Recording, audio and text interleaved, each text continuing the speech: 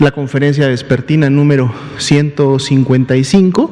Si pueden ustedes notar en el lado izquierdo de la pantalla, son ya más de 4 meses que tenemos en México implementando las acciones de sana distancia, a través de las cuales, lógicamente, el objetivo principal de ellas son disminuir la transmisión de la enfermedad, por lo tanto, la intensidad de la epidemia y, de manera directa, también poder disminuir la carga hospitalaria tanto de pacientes graves como críticos que en su momento se complican al ser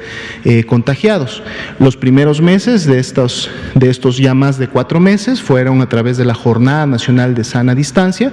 que fue un distanciamiento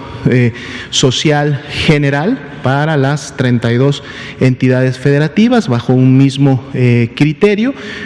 con los objetivos ya planteados, y los últimos meses ha sido a través de la operación del semáforo de riesgo COVID, lo que ha permitido implementar las acciones de sana distancia de manera regionalizada. Esto ya teniendo lógicamente en cuenta el comportamiento asincrónico de la epidemia en todo el país y teniendo en cuenta también cómo en su momento tanto las medidas que han instaurado las autoridades locales como las que la población ha respondido en poder realizar cada uno de los días, ha generado diferentes patrones en la epidemia. Es por eso que estamos también presentando todos los días cómo se está comportando la epidemia a nivel local, es decir, a nivel estatal, para que todos puedan tener una mejor percepción de qué es lo que está pasando y entonces el por qué hay una entidad federativa que puede estar en rojo, hay otra entidad federativa que puede estar en naranja. Esto precisamente también responde al comportamiento de la epidemia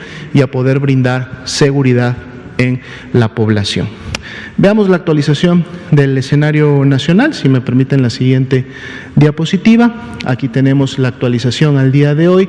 de nuestras barras que concentran todos los casos que en su momento fueron clasificados como sospechosos y los cuales además tuvieron acceso a ingresar a un protocolo de estudio, entre el cual se destaca lógicamente la toma de la prueba correspondiente para poder identificar o no la presencia del virus, además de la atención médica y el seguimiento que también representa la actividad en cada uno de estas personas. En las barras de color lila, volvemos a destacar, son las personas que ya salieron negativas a la prueba del virus SARS-CoV-2, 477.733, fueron por lo tanto descartadas como casos de COVID-19, pero en las barras de color café claro, que son las que están hasta la parte inferior, tenemos a las 434.193 personas que dieron positivo a la prueba y por lo tanto son los casos confirmados acumulados que hasta el momento se han presentado en México. Si vemos el tamaño, la altura total de cada una de las barras, veremos que las últimas semanas graficadas, la 27, la 28 y la 29, pues prácticamente guardan una relación, guardan una meseta en el comportamiento. Cuando vemos solamente las barras de los casos confirmados, estos barras de color café claro, hay un ligero descenso, que es ese descenso que estábamos viendo durante la semana. Sin embargo, notemos que tenemos también personas que están pendientes del resultado, que precisamente están representadas e integradas en estas barras más pequeñas de color naranja claro, que están en la mitad de las otras dos. Entonces, lo que nosotros hacemos día con día es a estas personas que todavía tienen pendiente el resultado, les aplicamos el porcentaje de positividad conocido para cada una de las semanas, recordando que estos porcentajes también se van incrementando, van disminuyendo en la medida de cómo se va comportando la epidemia. Cuando hacemos esa aplicación y lo sumamos a los casos confirmados, tenemos lo que nosotros denominamos los casos estimados, es decir, estimamos la cantidad de personas que serían ya confirmadas o que tendrían COVID-19 en México, y entonces esto lo vemos representado en la siguiente gráfica que está en la siguiente diapositiva. Precisamente la línea de color azul claro que es la línea superior, a la cual también le hemos estado dando un seguimiento desde que iniciamos con este tipo de gráficas. Ya el día de ayer la línea se presentaba sin cambio, es decir, de haber estado teniendo una tendencia descendente, así iniciamos el domingo pasado. Durante la semana esa tendencia fue disminuyendo hasta el día de ayer estar en una meseta sin ningún cambio, es decir, sin un cambio positivo o negativo. El día de hoy continúa esa meseta, es decir, no hay un cambio positivo o negativo tampoco, por eso aparece sin cambio. Y veremos el día de mañana. Hoy día termina la semana epidemiológica número 31, y entonces mañana domingo vamos a empezar ya a graficar la semana epidemiológica 30, y entonces vamos a ver para la 30 cómo iniciamos esta semana en función de la tendencia de esta curva. Las personas que se han estado recuperando han seguido un patrón similar. El incremento de las últimas 2 semanas graficadas es de un más 16%, y esto es también importante porque va de la par del incremento de las personas que han estado enfermando. Por lo tanto, las personas también continúan recuperándose. Lo que también se ha mantenido hasta el corte de esta semana epidemiológica es que las 2 últimas semanas, 28 y 29, se aprecia un descenso en el comportamiento de las lamentables defunciones, siendo de menos 32 el descenso que se vio entre la semana 28 y 29.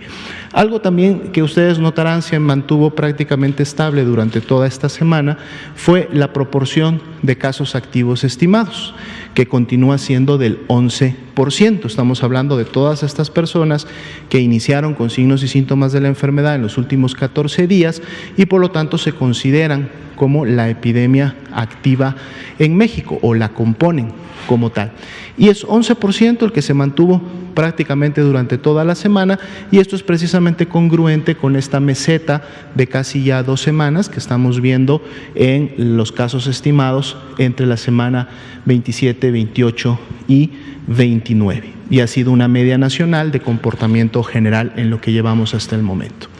Veamos la siguiente diapositiva. Actualizamos para el día de hoy también la disponibilidad de camas de hospitalización general. De los 3 estados que estaban por encima del 70% de ocupación como este nivel de riesgo, el día de hoy pues prácticamente son solamente 2 los que tienen menos de 30% de disponibilidad, que hemos dicho o hemos hablado de este nivel de seguridad. De manera interinstitucional se está trabajando con cada uno de ellos para que a través de la reconversión o la expansión puedan tener la suficiencia de camas necesarias para poder seguir atendiendo a pacientes graves, que son los que utilizan este tipo de camas. A nivel nacional son 16.852 las camas disponibles que habían al corte de ayer a la medianoche. Veamos la siguiente diapositiva, son las camas con ventilador para los pacientes críticos. Aquí de hecho ahora al menos todos los estados tienen 40% o más de disponibilidad en el tema de camas críticas. Los estados que están hacia la derecha, lógicamente con todavía mayor